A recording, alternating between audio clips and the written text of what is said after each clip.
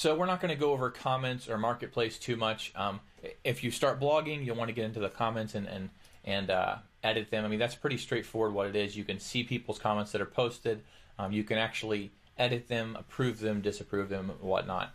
Marketplace, that's actually just a plugin that's created to advertise that specific Mojo marketplace. The appearance editor, though, the appearance section is a place where we're going to spend a lot of time. First of all, you have the first option is the theme option.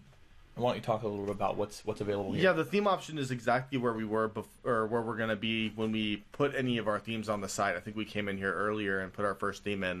So when we go in here, we have the option to upload our theme and get our theme set up and ready to go. And we have the 3 default options here, which are the 2013, 2012, and 2011 themes. But you can go through here. You can also search all of your installed themes if you have more than what we have on this page, which we don't, obviously.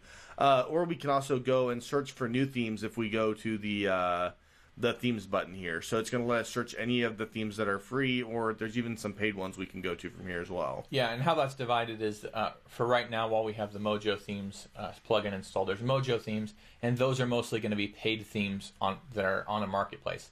You might get a higher quality premium theme that way that's maybe a little more complex to work with.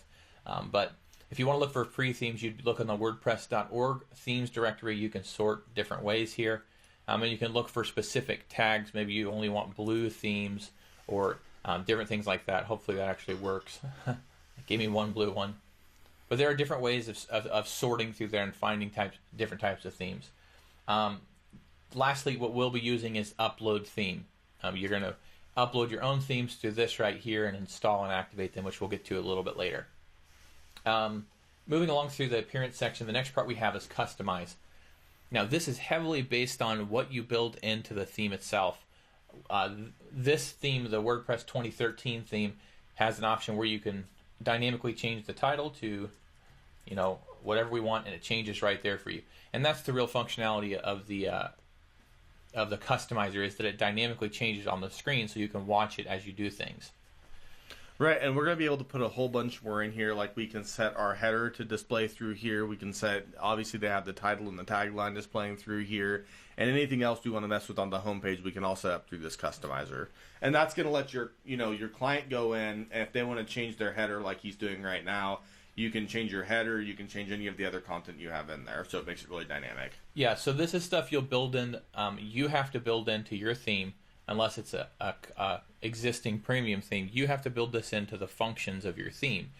So we'll be doing one specific thing where we show you how to upload a header image or a logo in the top left corner of your site.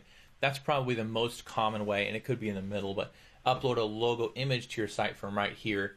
That's the most common thing that we use this for, just having developed a lot of WordPress themes for individuals and companies.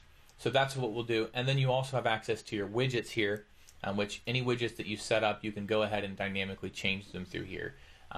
We'll go through widgets a little bit more here right now, actually. So that's the next section here, is our widgets. If you don't know what a widget is, the name widget doesn't really matter too much, except that they're these drag and drop icons that you can put, and then they'll show up in certain parts of your site. Right. So talk a little bit about how we need to have dynamic parts of the site and how this kind of fills that need. Yeah, generally you're going to have sites nowadays aren't static anymore. They're constantly changing, and especially if you're selling something, you're constantly updating the different content that you have in your site. So we usually, we'll have a widget area, and in this case it's going to be our sidebar, right? So we're going to be able to go and look at that widget area real quick and see what it's actually displaying if you go to the actual live site here real quick. Yeah, let me catch you off. This widget right here says that it appears in a footer section of the site. That's another common place for the widget to appear. So let's first of all, let's look here, which we have a search icon, recent posts, recent comments, archives. Right, and we can see how this is actually displaying on the site. So now all this content that's here, any of these things that we want to change, now the client's actually going to be able to change those things and change that content on the front end themselves, which is why we have all this stuff. So Available on the left-hand side here, you can see is all the available widgets we have to us. And all we have to do is take one of those widgets that we want and drag and drop it into our widget area. So right here, we drag custom menu in there. If we have a custom menu set up, which we don't have one created yet, it'll be able to display dynamically in that footer. So also, we can go in from the back end. We can also change widget or add different available widgets on the back end, just like we're going to do with custom pages and stuff like that. It's all totally customizable. Right. So just for an example to show you how this works, this is just a text widget, which actually accepts HTML. So we could put in something like a link, and I'll put a nothing link, but show you that it is a link.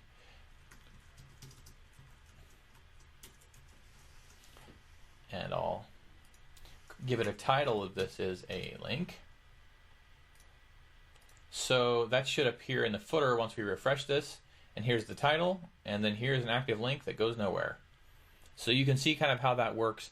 The other common place for this to work is in a sidebar.